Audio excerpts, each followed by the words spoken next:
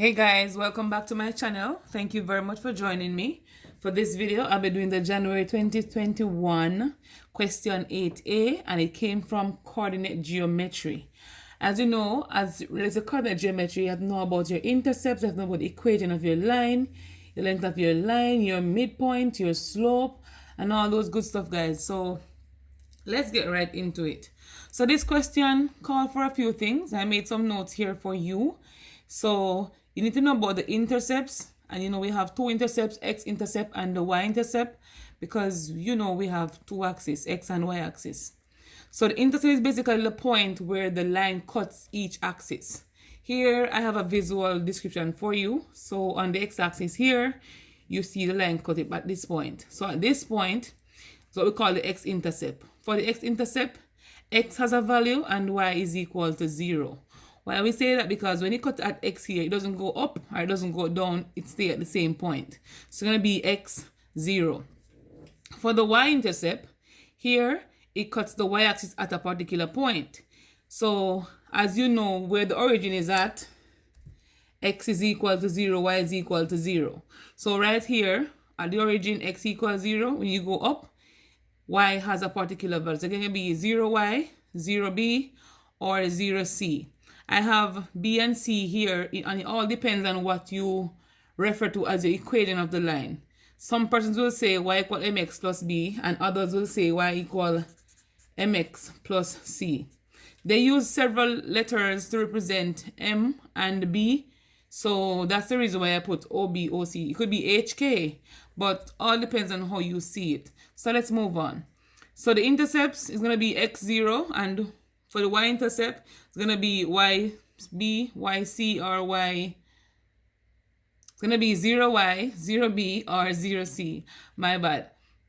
So the next thing I want to remind you guys about is the equation of the line in the form y equal mx plus b, where you know m is the slope. It can be positive, negative, 0, or undefined. And b is the y-intercept. And we just spoke about it here, the point where the line cuts the y-axis. All right. We also need to know about the length of a line, and it's normally denoted using the absolute sign PQ, which is the square root of x2 minus x1 all squared plus y2 minus y1 all squared.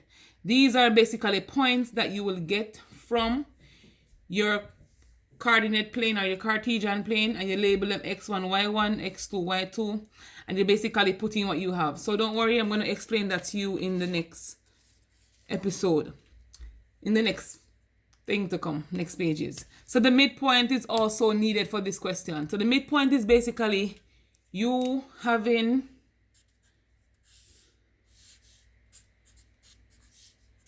a line. Let's call this line P and call this line R, line PR, and the midpoint would be in the middle here.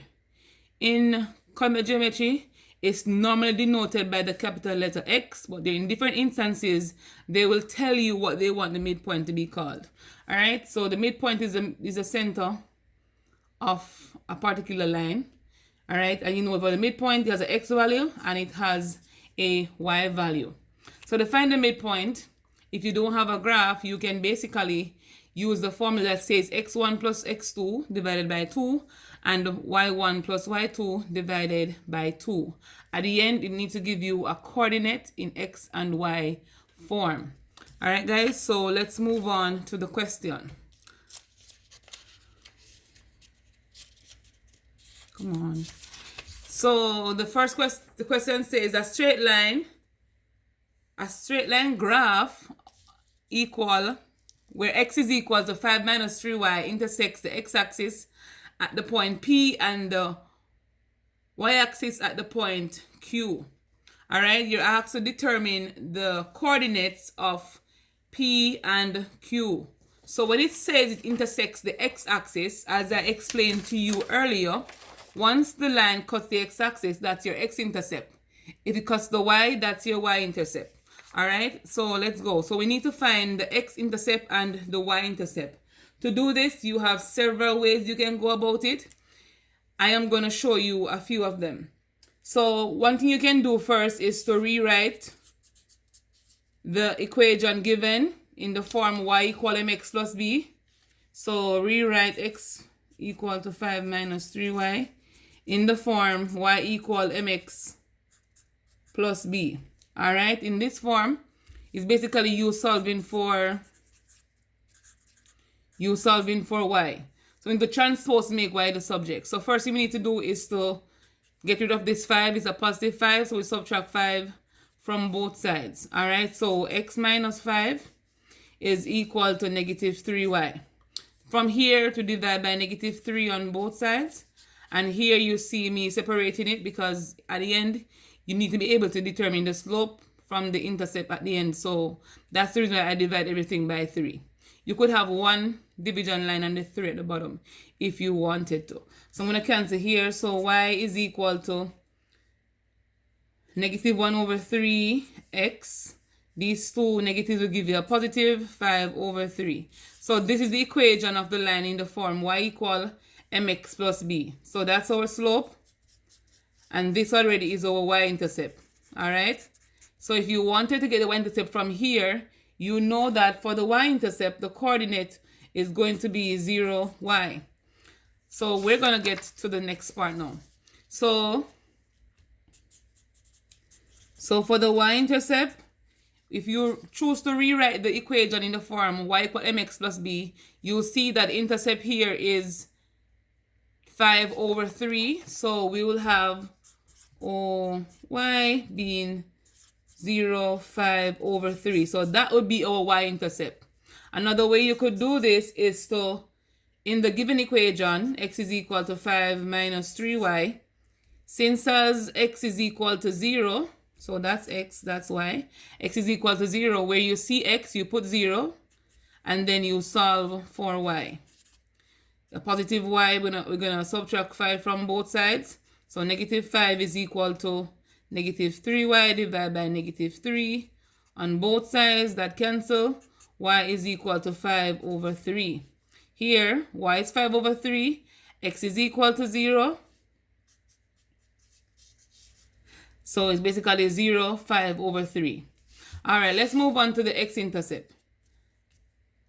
So for the x-intercept, guys, you can do the same thing by replacing y equals 0 into the given equation that you rewrote, or the simpler version for that would be to put it in the form x equals minus 3y. So for the x-intercept, y is equal to 0. All right, so x is equal to 5 minus 3 times 0. 3 times 0 is 0, so x is equal to 5. For the x-intercept, the point is 5, 0. So here we go for our x-intercept, and that's our y-intercept. All right, guys, I hope this part was clear for you. Let's move on to the next part. It says calculate the length of PQ, given your answer to 2 decimal places. So we mentioned the length of a line earlier. So length of a line is the square root of x2 minus x1 all squared plus y2 minus y1 all squared. And we know the points P and the point Q. So P came out to be the x-intercept. So P is the x-intercept, yeah? So P is the point 5, 0. And Q came out to be 0, 5 over 3.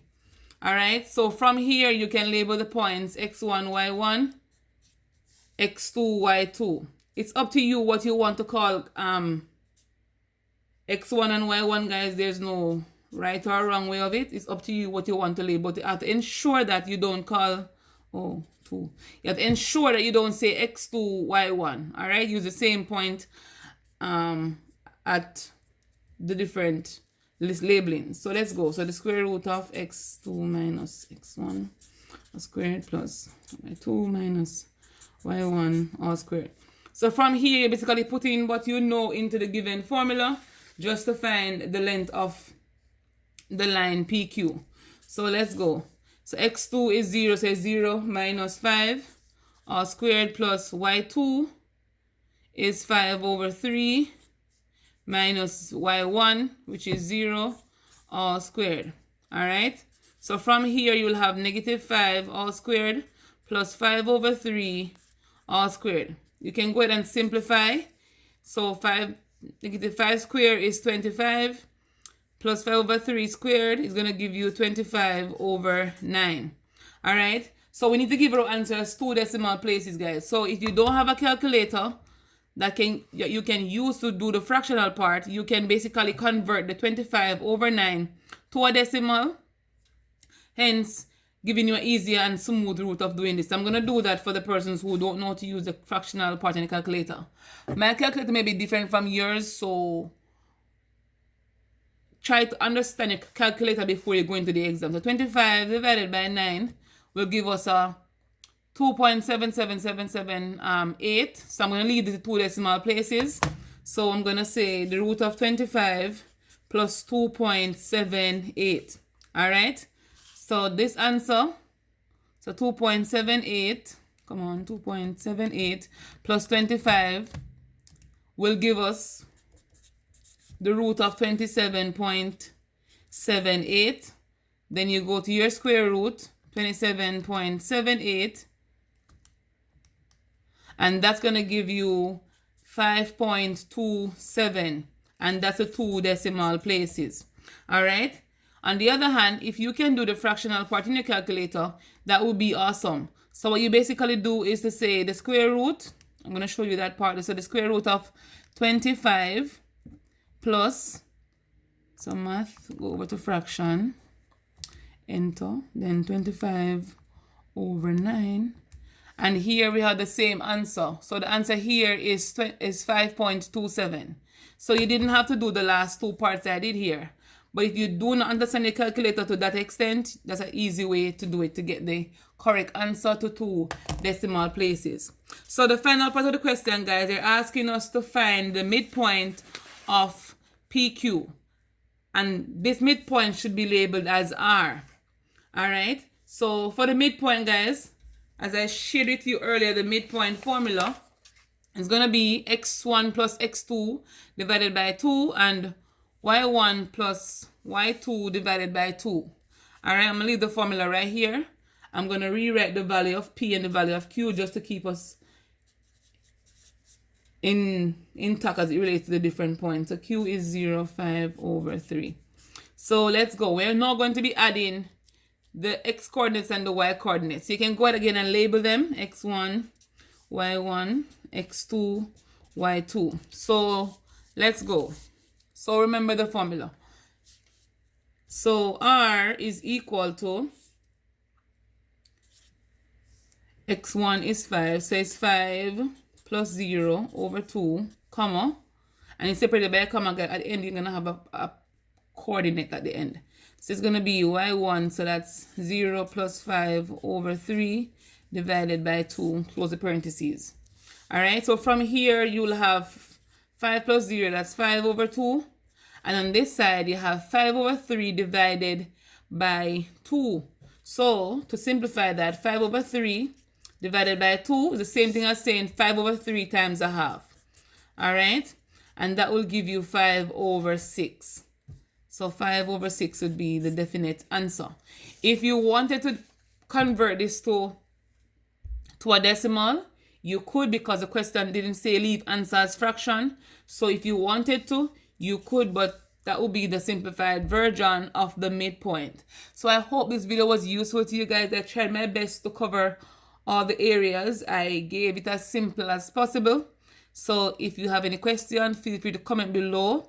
If it was good for you or you understood it, let me know by giving me a thumbs up in this video.